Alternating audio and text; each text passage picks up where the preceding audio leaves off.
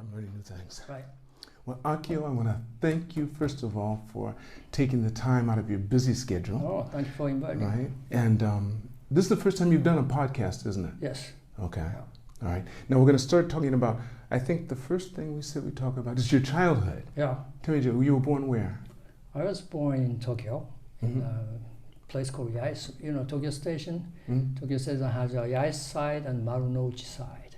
So my father and my parents and my sisters, brothers, 6 of us were living in Rokujo. Rokujo is how many square meters? Maybe very tiny. This room is probably 2/3 of this room is Rokujo.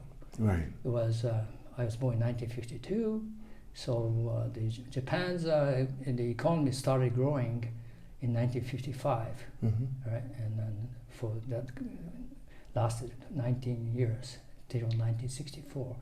But that was I was born before that started economic boom in Japan. Right. Before they So my family, my father didn't have money. We were the 6 of us living in a tiny room. Right. And because it's your older brother, you. Yeah, and my older sister, my younger sister. Right. Okay. Right.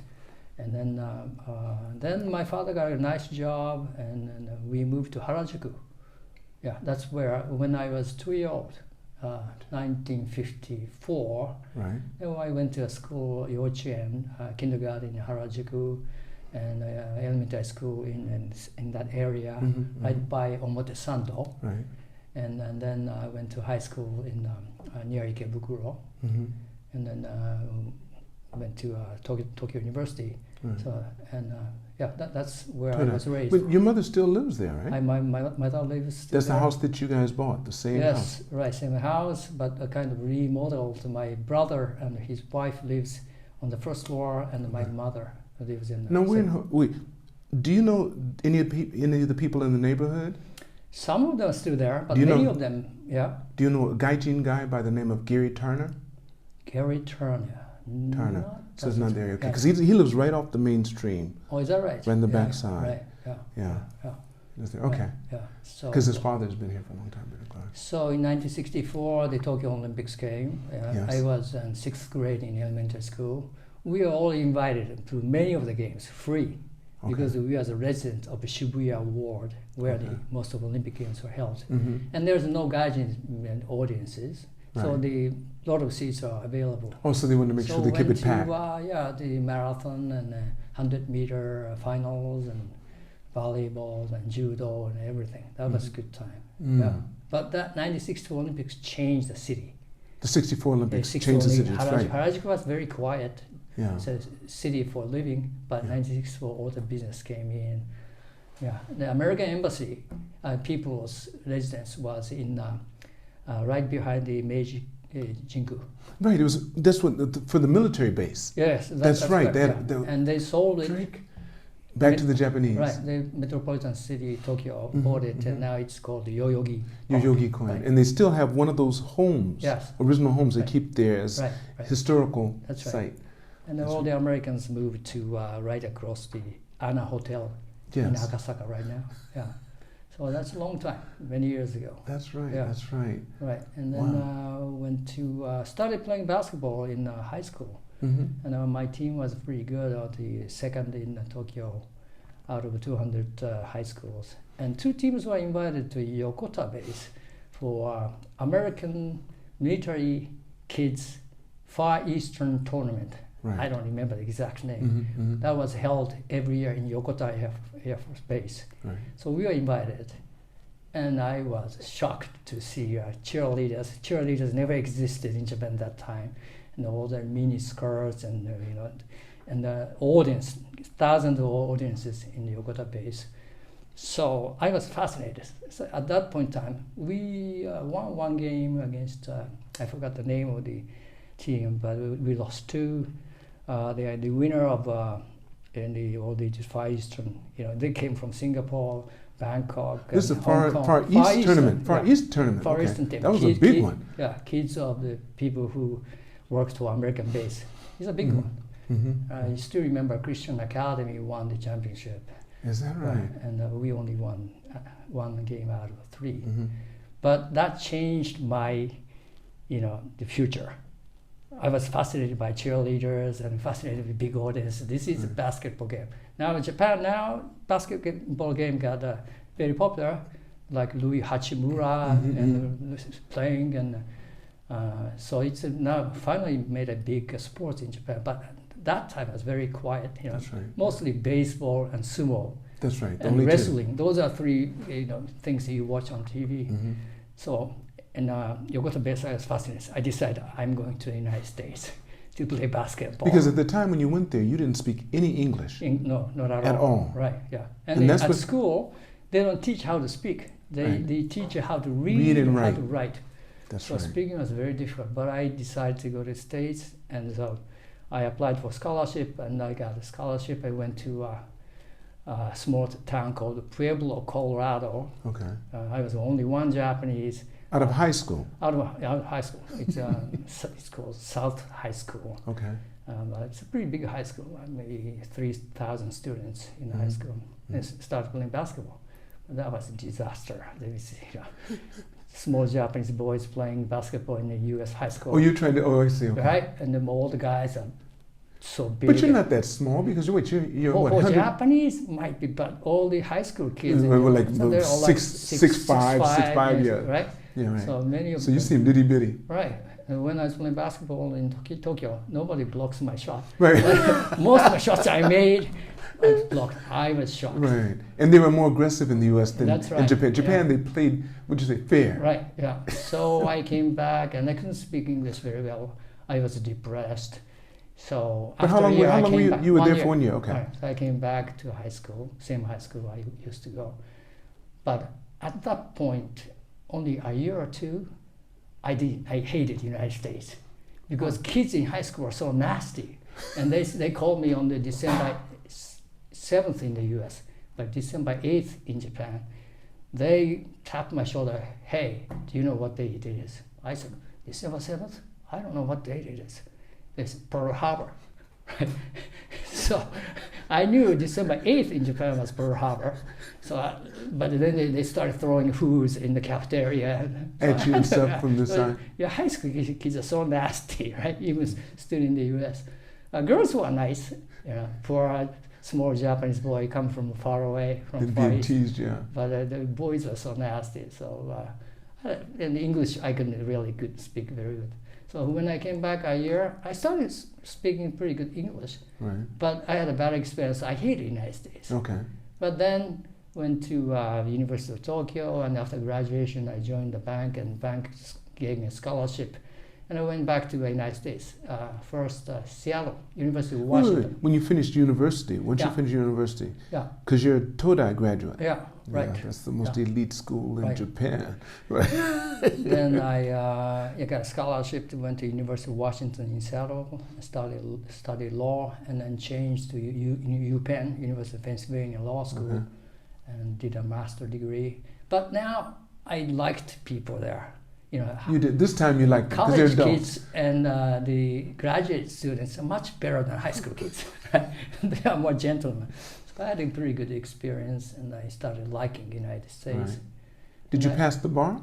Yeah, I passed the bar in the United States, but I never practiced. But what state? Where? In New York State. In New York State, okay. Yeah, and then I came back, and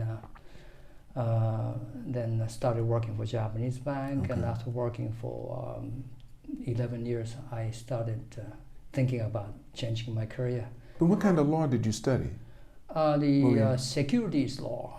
So you're in finance. Insider trading. Okay. Yeah, so you were already in finance, but you're just using law as your vehicle. That's nice. Yeah. But what made you decide to get involved in finance anyway? Your father wasn't in finance, was he? No. My father was a politician. He was a member of the House at one time. But he lost the elections. I wasn't interested in really politics. But did he have any preference as to where you went, or did he have any? He never cared about what I do.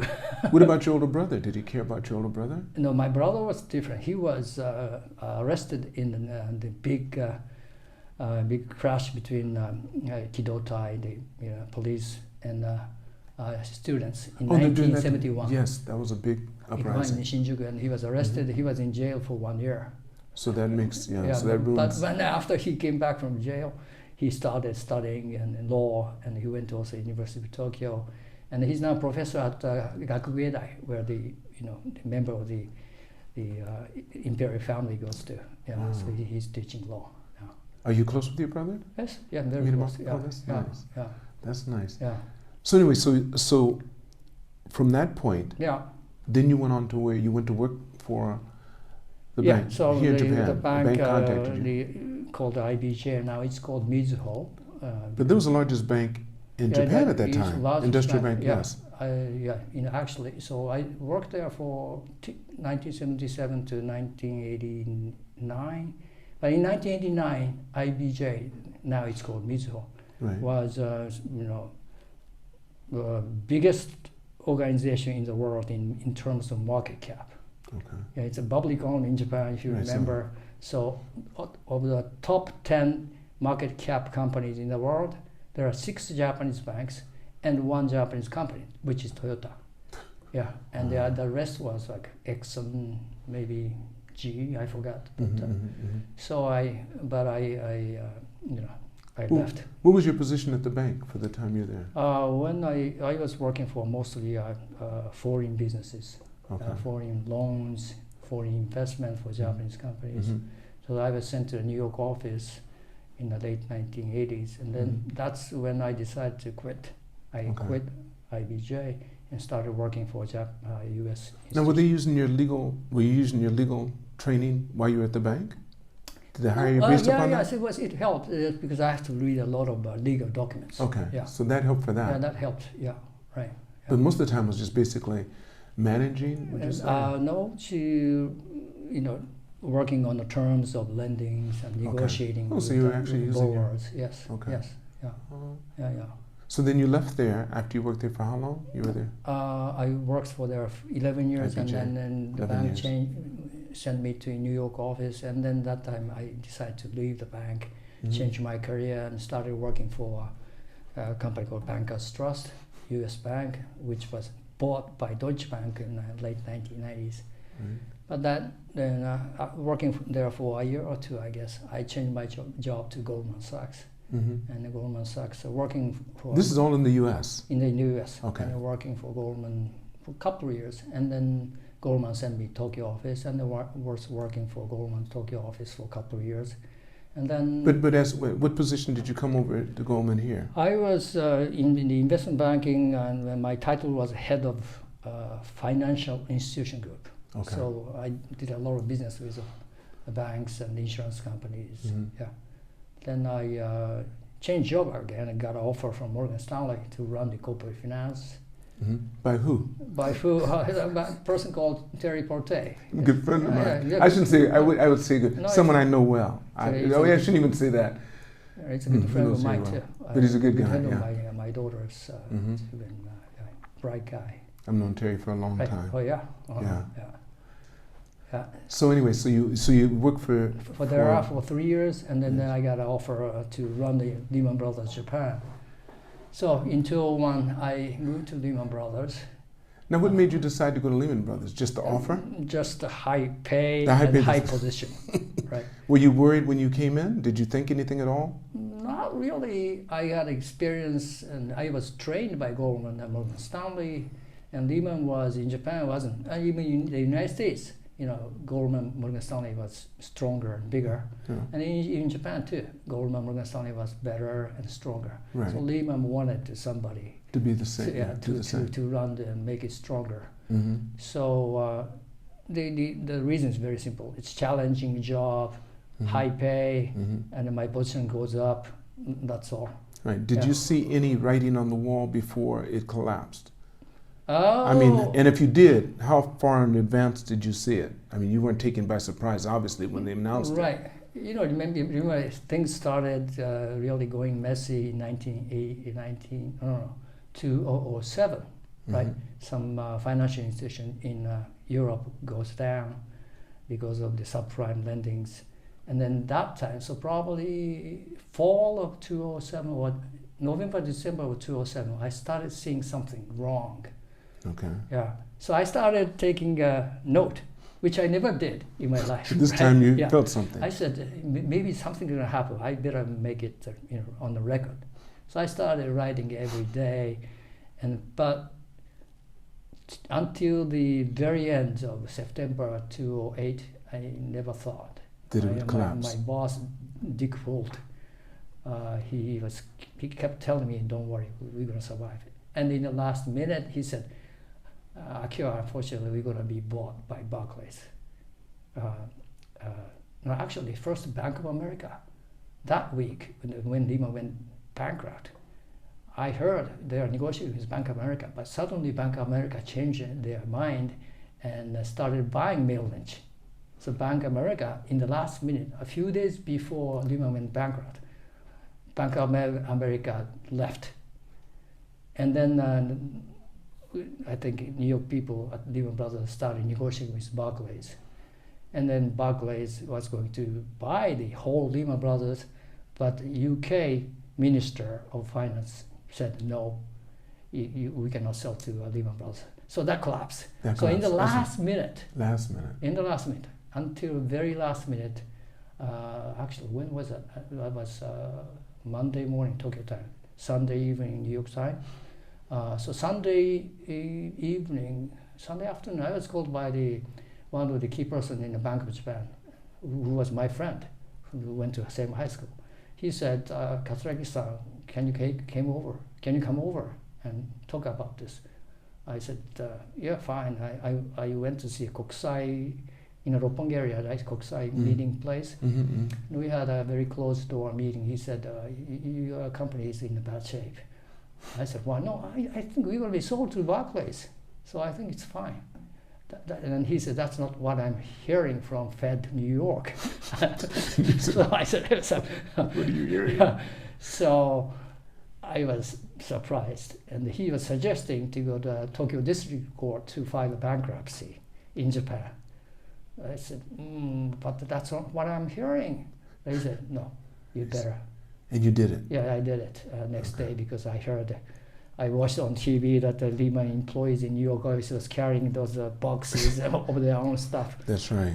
So until last minute, I never knew that Lehman goes bankrupt.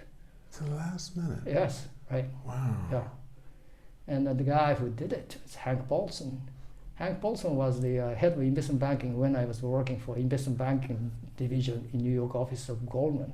So my former boss put me in the bankruptcy. Right. Yeah. But then you were over the whole thing. You were the CEO of Japan. At that time. Yeah. So after that happened, you filed bankruptcy, but then you had to dissolve everything. So yes. That took another, what, yeah, 2 years? 2 years. And eventually it took 10 years. It took me 2 years to make a plan of how to sell the assets and repay the lenders. Yeah. So we had about $46 billion of loans outstanding in Tokyo alone. So and we had a lot of assets, be it derivatives, bonds, equities. We made a plan to sell it in an ordinary manner, which took me 2 years.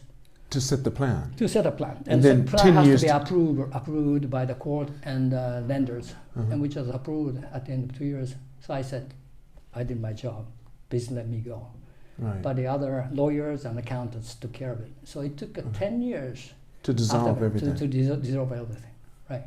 How many of your staff stayed with you? About 30 of them. How many did you have initially first? Initially, 1,500 people in Tokyo office of Lehman Brothers. So that's why I saw some of them on TV walking out with their stuff too. That's right. Roppongi. They were walking out of Roppongi with their stuff just like they were doing in New York. That's right, yeah. Right. So you had 1,500. And then after you filed bankruptcy, how did you... a day after Lehman's New York office was declared bankruptcy, I went down to Grand Hyatt Hotel. That's where we used to have lunch or meetings. And there are a lot of headhunters and employees of Lehman Japan, my employees. They're chatting. Obviously, they're talking about what the next job they're going to get. I said, oh, this is not bad. Lehman Japan is going to fall apart. So we decided to sell Lehman's Japan operation together with Lehman Asia and Europe. And we decided to hire, I think it was Rothschild, and people from the UK, Rothschild, flew to Tokyo, and we had meetings for a day or two. And immediately we decided to sell Lehman's franchise in Asia and Europe as soon as possible, because as the time goes by, the assets quality will go down. Mm-hmm. So after 3 or 4 days, we had an auction held in Hong Kong. And then Nomura Securities bought it. That was by far the fastest M&A transaction I did. Yeah. You bought it right away. Normally, M&A transaction took 6 months, a year, or sometimes 2 years. Mm-hmm. But it was finished within a week. Wow. Yeah.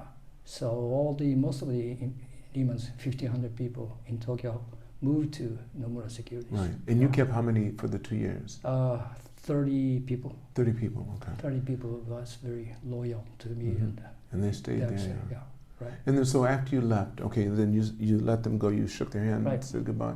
And what did you do after that? I started my own company called Crosspoint Advisors. Crosspoint? Crosspoint Advisors. Okay. We have 15 professionals, and most of the business is consulting, strategic advice, and M&As. Mm-hmm. And we focus on the mid-sized companies in mm-hmm. Japan. Mm-hmm.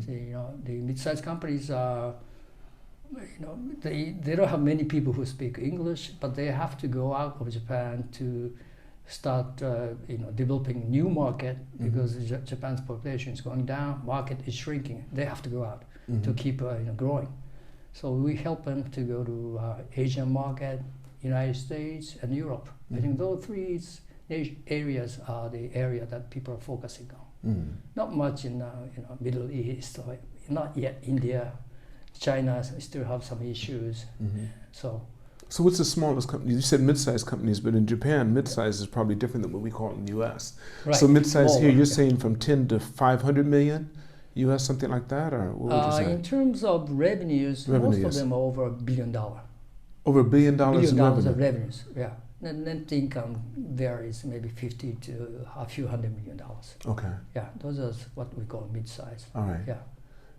Yeah. So each one of the people that you have, they take a group of people they're working with, or a group of companies, or they take one company and stay with that company until it's finished? How do they go about doing their work?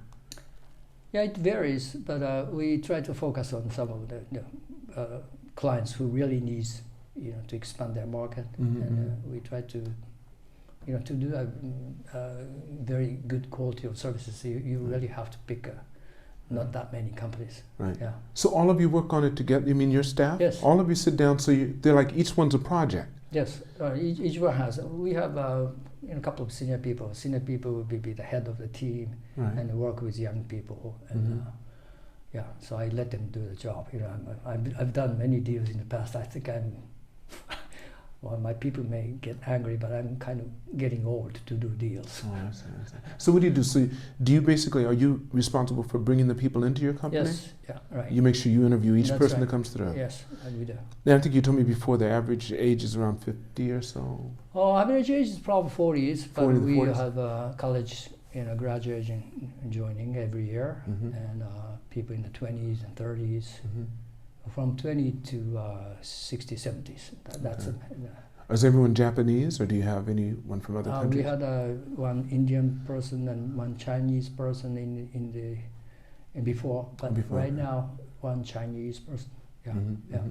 And English is most definitely something you make sure most of your staff deal with. Yeah. Wow. Mm-hmm. So you've been doing this for how many years now? Because you've been 10 years. We are going to celebrate our 10th anniversry last year, but because it is COVID, we decided not to. Right. Has this affected you? how has it been? Yes, how has it been for some of you? the Everyone's M&A affected. business were affected because the M&A, if you're going to buy a company in the U.S. or in Southeast Asia, you have to see it, right? You have mm-hmm. to meet with the management. You have to see the factories that you're going to buy. Yeah. So. But many of them can be done through Zoom meetings, Teams meetings. Mm-hmm. People are getting used to it, mm-hmm. definitely. Mm-hmm. But some of them are still, when it comes to critical issue, they have to go visit the site and see it. Mm-hmm. So because of that, maybe the volume is 20-30% less than ordinary years. Okay. Yeah. Mm. Yeah. But you're still plenty of people, but there's still plenty of business. Right. It's just the volume is less, And the other side, that's about 60% of business, but remaining 40% is fundraising for most of the funds, what we call alternative funds, private equity firms raising money from Japanese investors. Because Japan is, or everywhere in the world, but Japan particularly has such a low interest rates. Right. So pension funds and corporate money and all these money managers have a problem. Because they're not making any money, right? Yeah, to make a good return. That's right. So one way is to invest in a private equity, alternative funds, infrastructure funds, credit funds, or venture capital funds, or the buyout funds. And those are the funds that Japanese are looking at, and we help them to find a good. Their rating has to be what, AAA or AA? Some of them AAA and single A, depending on your risk appetite. Right, but most Japanese, from my understanding, are very conservative. Some almost like they almost invest if they think it's guaranteed. Right. Somebody's got to be responsible. Yeah, that's why the interest rate can be so low by banks. I think it has to do with the culture, and also it has to do with the pay system. Right? If you're a fund manager of a big insurance companies, if you make a good investment and make a 30% return annually, your salary still doesn't go up. At but all. If you lose money, then you're not going to be there. You might lose a position. That's right. So its punishment side is much bigger. So right. But that wasn't the case before. Yeah. Because it's very difficult to get a person out of the position, but that's all shifted now. That's right. So they still want you to be responsible. Yeah. but if you're not, you leave. You're gone. That's it. So what are your plans for the future for your company? You say you're getting older. We're the same age, as you know. Yeah. We're the same age. You're born in 52, but I think, what month? September. Oh, you're a month older than me, because I'm October. Right? Oh, okay. I'm October 6th. Right, I see. Yeah, we're both 52. Both dragons. That's right. That's right. You're the dragon. So anyway, so what are your plans for the future? Because we're not slowing down. You come here every morning to play basketball, and I come to play my sax. Yeah, well, I'm just doing it for my health, just keep my health conditions. Well, I just want to help people who suffer. It seems to be a lot of people suffering, even students. I think education problem is a big issue, even in the United States too, but in Japan too. You remember, you don't believe this, but when I joined the University of Tokyo, annual fee of Tokyo University was 1,000,000 yen. 1,000,000 yen. $100 at the current exchange rate. That's right. But now that was the fee for everything. You have to buy your own book. Wait, you mean a yearly fee? Every year you paid 1,000,000 yen. 1,000,000. Because it's a national college for one thing. Yeah, but national college, but still it's a national college. But today it's like 70,000, 70. But that's still nothing. That's still nothing. Nothing. But compared to if you have the 1,000,000 annual fee, yes, even not so rich or even poor families in Hokkaido could make it. They can send kids. And put them in an apartment and let them sit. Yeah. Right. But now with 70,000 or it's a little bit more. Yeah. 700,000 yen. A poor family cannot send the kids to even national college, University of Tokyo or Kyoto. Because everything's high. The rent, they're not going to pay 1,000,000 yen a month for rent. They're going to pay at least some yen. That's right. Minimum, and that's just for local job only. Yeah. And Keio is probably 130,000 yen, maybe one. Yeah, because that's a private school. Yeah, private school is expensive. What's that? Waseda is about same as Keio. Same as Keio, because they're both. Yeah. But compared to the United States, it's much cheaper. But still, but United States also tuition went up very much. When I was studying in University of Pennsylvania Law School, annual tuition was $10,000. Right now, must be 60,000, 70,000. Right? Yes. So middle class family cannot send the kids. And because then the student loans has a lot of problem for students. Right? That's what makes it so difficult in the U.S. that people become doctors or become lawyers. Right. It doesn't matter, but then they have this huge loan debt. Yeah. So that alone, and now they're forced to work. Yeah, that's right. And usually not in their own practice because that's too risky. Right, yeah. And they have to pay off these, $40,000, $50,000, $100,000 loans. Yeah. Japan doesn't do that to its people so much. Yeah. I don't think. Right. Does it? Well, usually I think student loans are getting a problem too. They Japan. are? Yeah. Because many parents don't have the savings they did before. And then the students have to, fund themselves, and sometimes they borrow money. That's right, from the wrong person. And now these days, because of COVID, the students cannot do a part-time job, and they are suffering. And I've been probably in the newspaper says that a lot of students just quitting colleges. That's bad. So that's some area. Going back to your question. Something I want to be helpful. Mm-hmm. So how do you plan on doing that? What are you going to do? Well, the only way I can think of is my company make more money and donate. Right. Yeah. Who would you donate to if you donated? Well, there are so many people. That's true. So I have to think about it. Right. But students or people who lost jobs, artists especially. I like art, so I want to help artists and to do whatever they want to. Mm-hmm, mm-hmm. So that's the thing. Yeah. Do you give to Todai? Todai? Do you give money to your college? Todai? Oh yeah, Todai needs money too. The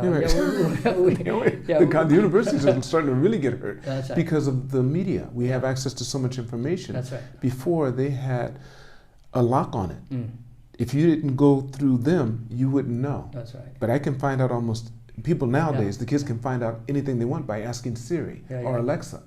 And she'll tell you almost anything. Right. And you can continue to study if you can read. Yeah, I'll give some little money to Todai, but I want to give more money to people who I know. And, Right.